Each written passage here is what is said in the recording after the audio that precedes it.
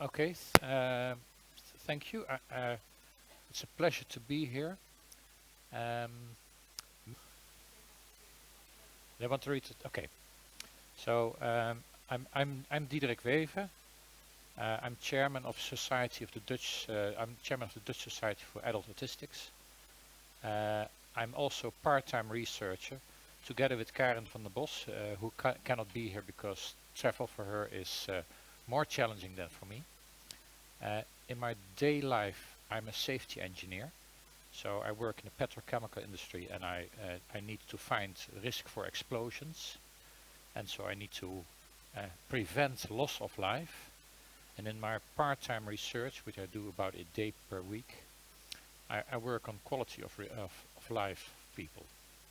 So this is about the research needs of autistics, according to autistics. Also according to the parents and legal representatives, what we call the research agenda for autism, and the Dutch term is OSA. There will be a lot of slides with a lot of text. That's because maybe later you want to read read after the presentation, so you can maybe it will be made available and people can read at their own speed. So what I want to talk about is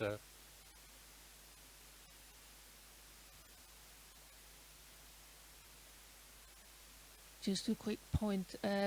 The slides will be made available in Finnish afterwards, and so in addition to this translation. okay. So what? Thanks for that. So what I want to discuss is about why we do this, why we did this research, how we did it, and then some of the results, and how these results will be used in Dutch autism research. Because autism research does occur, autistics had little influence on it, and we want to improve that. So it's about advocacy as well as data. So until 2017, the Dutch autism research had there was no agenda. Everyone did what they liked. A baker bakes bread, a butcher cuts meat. Everybody takes their discipline. And there were several academic groups that were mapping the available knowledge, because were there gaps? We didn't know. Were there overlaps? Were they having blind spots? So the academic workplaces autism, which is a existing group of network of people doing research, they were trying to find out what is it that we need to do. The Dutch Autism Register, which is a longitudinal database like you have, but this is specific for autism. They had a small questionnaire. What do you think is important? And you could select as a menu from 10 options. And in the Erasmus University there was a diversity study trying to map out all scientific literature. What are the gaps? Do they talk about culture in autism, or do they talk about interest? Or so look at what's available. Well, most research was about DNA. So now in all of these investigations into autism research potential needs, the client perspective was absent. So that is not unique to the Netherlands. Also in the UK, two groups have independently investigated, and they found out that the needs of autistic people differ from the actual research subjects, topics. That's done by two groups. Pelicano is one, and James Cusack worked in Autistica. They did some surveys, some of it online and some of it within workshops. It's usually a mixture of both. Online surveys for the large number of answers, and then workshops to understand the answers. And you see that So some of them they discussed themes in online. So online they asked for themes. Then they as the research group created their own research questions and priorities, and then they asked again, what do you think about these priorities? In our project, the research agenda, we started that in 2017, and the report was published in the spring this year. So we did a large scale inventory of the research needs, and we looked for autistic adults, parents, so that is for autistic children who cannot answer yet, legal representatives, that is for usually for autistic adults that have also a lower intelligence, so they have a mental disability and therefore they need legal representation. We wanted to also investigate with partners to autistic people, but we couldn't do it within the budget. So we wanted to know the research needs, and the research needs should be used by researchers, so it needed to be academic. So we used scientific methods, and we used two elements, both qualitative research and which needs interpretation or needs to have guesses, and quantitative, which was about hard data, hard facts. And with the data methods, we also used focus groups to get feedback from representatives on what we found and how we progressed. And this research project was sponsored by ZonMW, which is a Dutch healthcare research institute which puts out calls for research and then gives funds. And it was supported by a number of organizations. PAS, that's the Dutch Adult Society for the Dutch Society for Adult Autistics, NVA, which is the Dutch Society for formerly only parents, and then some other groups. So what we try to be here is we are here to identify topics. Our project was about only identifying topics. What are people talking about? What do they think about? What's the first thing that comes to mind? Now, once you have topics, you need to decide, given all these topics, how do I set priorities? That is not the objective of our research. That's the objective of the academic workplaces, a network of Dutch care providers and university researchers. They have to define proper priorities, and the priorities may be based on prior knowledge they need to build on. It may be on where do we have the skills group available in the Netherlands. So priorities may differ from the topics. And given these priorities, these academic workplaces, and they've started that this year, they need to create project proposals, and project proposals will then be research for the coming years. So with OSA we want to be just the rudder steering that research. We can't do the research, we can only help them focus on the right subjects. So what we did is we asked them an open question, and we used the NAR longitudinal survey. In the Netherlands there's the National Autism Register, and since 5 years it has, from around 2,500 people, autistics, parents and legal representatives, it asks every year a number of questions relating to autism, their needs, their desires, their anything. So we added to that a extra question. What should be researched on the autism field according to you? Open question, they could enter any text they wanted. We also added some closed questions. Whom should benefit from this research? And they could select things like age groups, intelligence groups or IQ groups or cultural groups or minority groups. We sent this to a large group, 2,500 people almost, and we had a response of 900. And the majority autistic adults, adult autistics.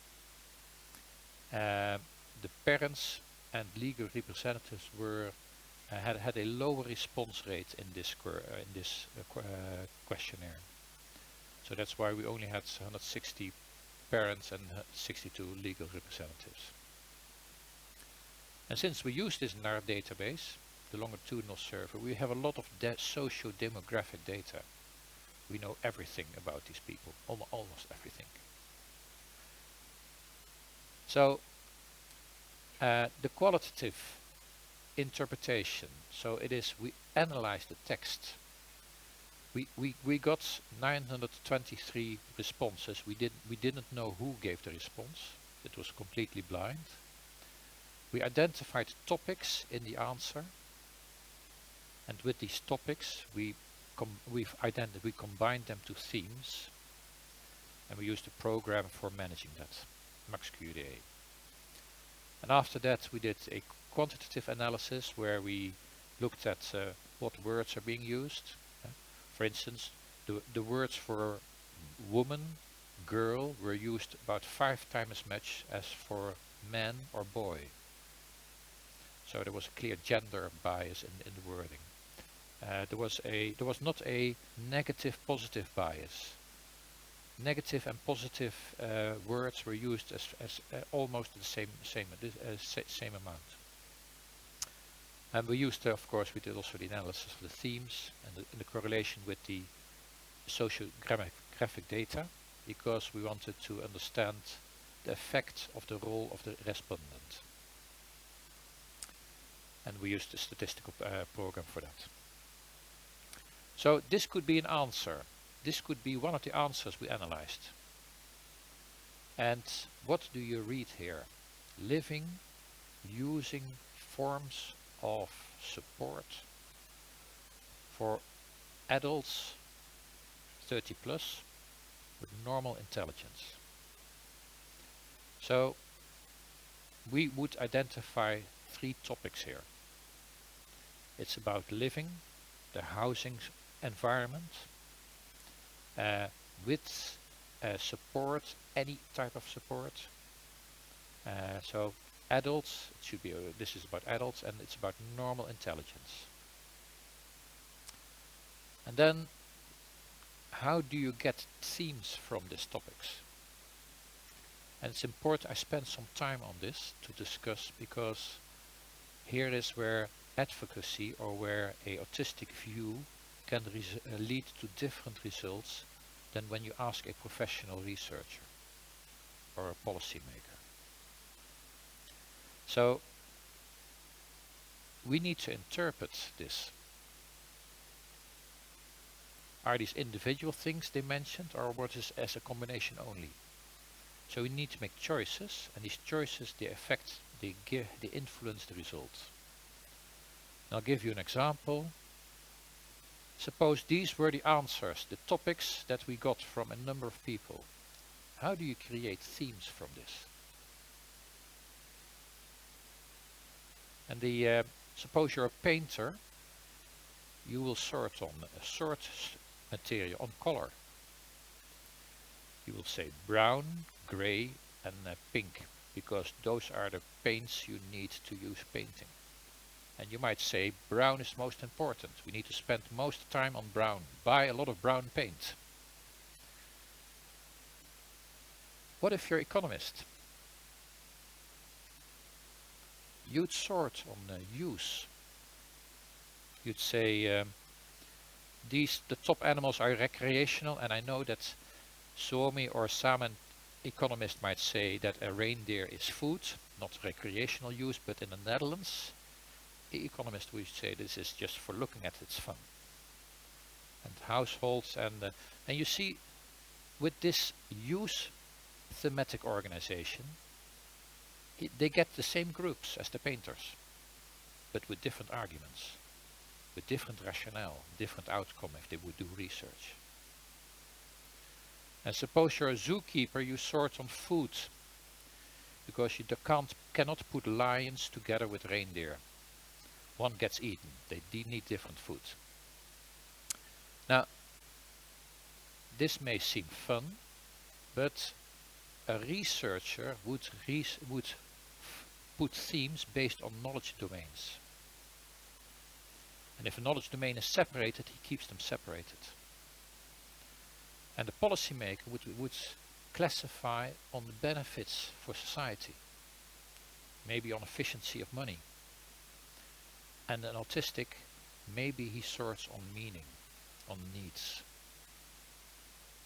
So this is why our research, the way we performed it, may give results that are slightly different. So we looked at what meaning is given to the word and how is it worded.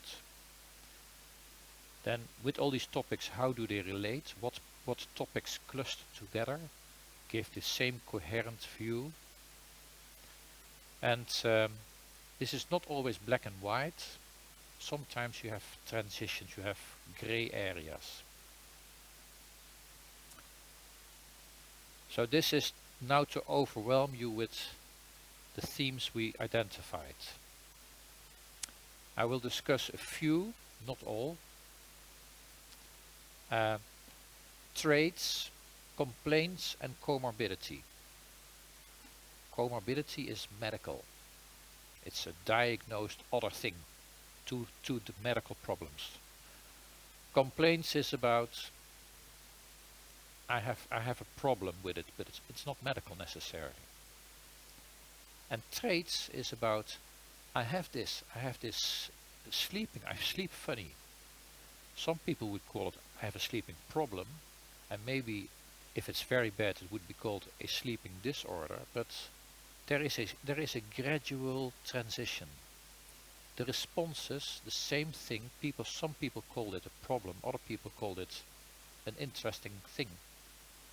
We just had a question. So for us this is one theme, not a medical theme, and maybe a support theme and maybe a cultural theme or so. It's a gradual spectrum. Image and inclusion, and I'll discuss a little bit more about, so that's about societal things. Living with autism is how do I daily address my problems? So what should I do best? What works best for me? Diagnostic and prevalence. This was mainly asked diagnosis for women, mainly asked diagnosis for elderly people and for high IQ. Very little on babies. Whereas research trends currently are about we need to diagnose maybe at 6 months, maybe before 6 months already. So there's a lot of effort going where adult autistics say, well, I don't need it. I would have wished my diagnosis would have come maybe 40 years earlier. Work, obviously. Then education, knowledge and information. Why does the teacher not know this? Why does the social welfare officer doesn't understand? Where can I find? Now, if there's so much research information available, why is it so difficult to find? Which is worth also to investigate. Target groups. The answer was women. So the question was, where should research focus on? Women. Oh, high intelligent women. High intelligent and older women. So there are a lot of questions were almost an outcry from women that we need to have better ways to recognize autism with girls, women, and also if intelligence is not the major obstacle. Then so family, parenthood and raising, which is about the raising aspect of being in a family group, which is separate from, of course, from wanting a partner, having sexual needs or sexual identities, and how to deal with intimacy. The diversity in people, both the diversity between autistics, as well as why are we called different from the rest of society? Where is the split? Why do we call something normal and not normal? And there's some things like philosophical and ethical questions. So these were the themes that, if you look at it, it's much wider than what is already being researched when you look at autism. Most of research goes into treatment, comorbidity, the complaints about medication. And indeed, these are also big groups here, but the needs are much wider. So we had a huge diversity in themes, and within the themes there are even more themes. So you find that if you look at one of the themes, traits, complaints and comorbidity, there's a gradual transition between something what is neutral, a trait, things like eating behaviors. I think we should do research about eating behaviors. That's completely neutral.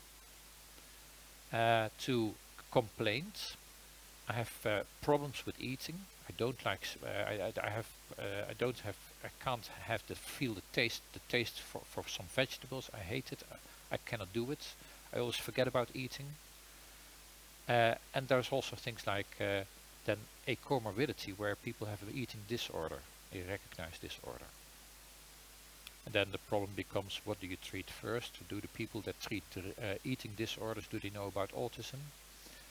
Because if you don't know them, it's not going to work. So a gradual transition, which may be difficult for existing researchers and existing research groups, because they have already their separate disciplines that they are familiar working with. So also this is too much information. What it shows is the difference between groups. So autistic adults, parents and legal representatives. You see that image and inclusion is one of the biggest themes almost for parents, which is relatively small, for autistics, which is small for parents and especially small for legal representatives. Parents worry about education. Obvious. They're raising the children, they're worrying about education. Legal representatives they need much more aid because they can't do it themselves. They need to have it organized. And they need more. They need to know where is the information? Where can I find it? Where do the people that need to give support? Where can they find it? So you see the different profiles per group, the different types of needs. You also see that only autistics discussed philosophical and ethical research questions, or questions about quality of life and well-being. So, interestingly, there were more females than males that answered this the question for autistics. So the number of respondents, which is typical for questions on well-being, where women have a higher response rate than men. Let's look at one example. So, image and inclusion of the respondents, so 130 adults, so this is the 19% of the adults, 10% of the parents and 5% of the legal representatives mentioned this in their answer. And what does it consist of? Integration and participation in the society. I need to stand here, otherwise it's not recorded. Acceptance of and dealing with autism, and that is more a personal thing. So how can I accept my autism, and what should I do with my diagnosis? Should I be open about it, or things like that. The image, which is about an outside view of autism, and then the fact that autism is not visible, and the consequences of something not being visible. We should know more about that. If you look at then further zoom into one of the elements like integration and participation, you find that there are these sub-themes about qualities or talents that might be insufficiently used, about how do you find a place in society. There must be a place, but how do you find it, or why is it so difficult to find it? So the big themes consist of smaller sub-themes and give a richness of the questions that a researcher might look at and say, interesting, this is what people find. So that's about what they answered. That's just the themes, the topics. Now it's also interesting to know who said so. If you know who mentioned the theme, if we know the type of person and for whom it is attended, that's also useful for researchers. So you need to realize that the database, the NAR that we use this for, also has about 1200 data points per respondent. And we selected 15 of them to correlate with the themes. And we selected some with generic things like their gender, their age, their IQ, or their autism coefficient, but there's also things that have to do with their being of well state, so their well-being, ethnicity, income. For instance, the theme we just discussed, image and inclusion, this was mentioned specifically by autistic adults. It is mentioned by all genders almost equally. So there's no significant difference in age, IQ, gender, ethnicity. So this is mainly answered by people that are not Dutch from origin. The Dutch are underrepresented. Definitely most of them have a relation, and they differ from the rest of the themes. Education, working hours, no influence. They were in general not satisfied with their treatment. So this is just a characterization of the group. On most elements, they are generic people, generic autistic people, except for their background. Their cultural background is in the majority not Dutch. And of course you can also try to do that with the sub-themes. You can see, is there any group that is specifically overrepresented or underrepresented? This should be easier to read for you. Female subjects and male subjects.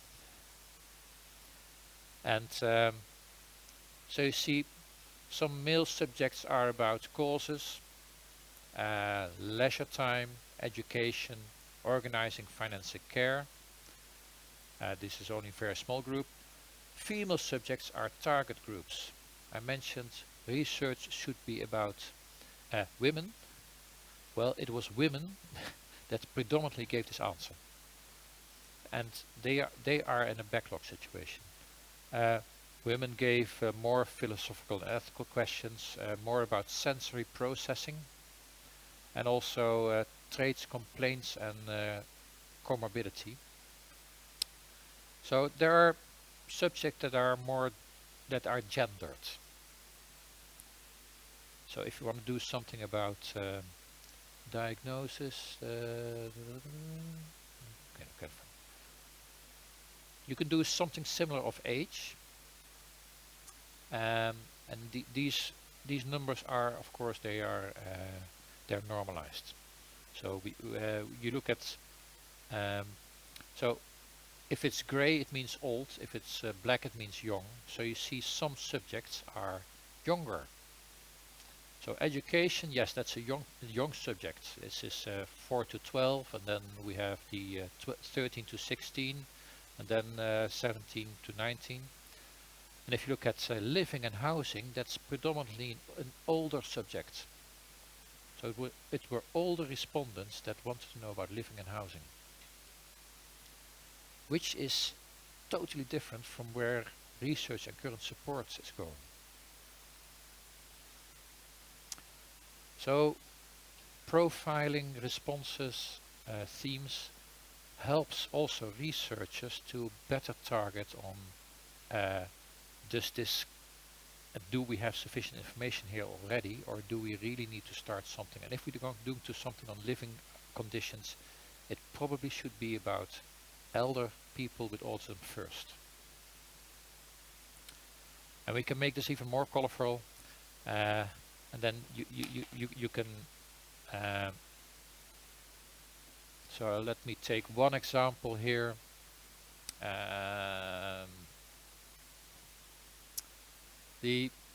Okay, so how do you read this? So this is normalized data in IQ. If the IQ, all colored bars should be equally long.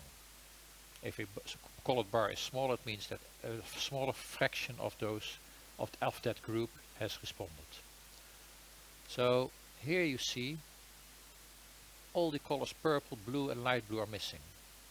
So this is a high IQ group, high and average IQ, that said about quality of life, well-being and meaning. So these, and then for instance, if you look at this group here, the lowest with the lowest IQ is for leisure time. So some subjects have a very clear profile on who needs it. And here comes the power from combining socio-demographic data with answers on what are your needs. So we also do partial detail statistics, and we found, for instance, that the work theme, which is mentioned for males and females equally, that's one, of course, adults more than parents and legal representatives. But if you look at the details, you'll find out that for autistics, work is mentioned by males and females in an equal measure. If you go to parents and legal representatives, they only mention the subject work if it's about their son. They never mention work if it's about their daughter. And that's something that is interesting. We need to find out why. But that's just small catch.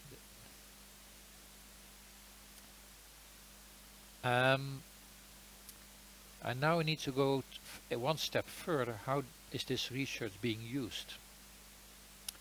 So there will be a research program for the academic workplaces that will run until 2022, and that occurs in the AWA, the academic workplaces, and they were asked to use our thematic analysis research in definition of their research priorities. So they did that. They used our themes. They launched a new questionnaire on a wider audience that involves all stakeholders. So they also invited teachers or policymakers from towns, also health professionals and the next of kin. So all stakeholders were answered on an online survey, and those results were discussed in a panel, in different panels, and from that a number of four topics were selected for research on the coming 3 years. Then currently they are in a phase for proposing projects, so they have identified the topics, and now they are creating proposals, and in both the setting of priorities and in the definition of proposals, the autistic advocacy groups, thanks, 5 minutes, have participation. So the 3 themes that will be done now is living with autism, living with your own autism, support, care and medication, and image and inclusion. And this is, normally you would only have support, care and medication in those networks. So this is a fairly significant change in shift, or fairly significant change in focus, where the academic workplaces will start to do research. Quality of life will be addressed in all of them, and another important topic, education, will be addressed by a different research project. So there was a clear effect of full participation in doing the research, in theme identification.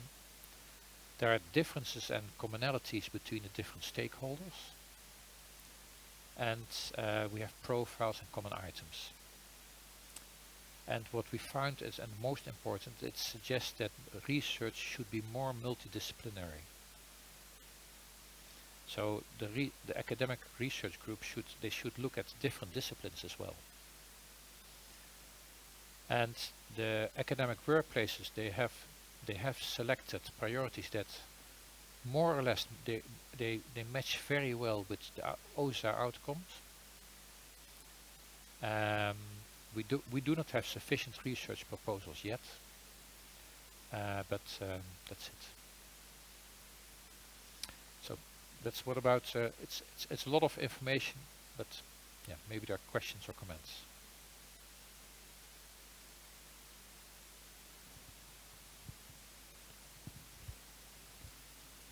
You mentioned the studies done by Pelicano and Cusack. Do you find that your results were somehow significantly different from what they have said? I think once you go to, I think we have broader themes. But they're not significantly different.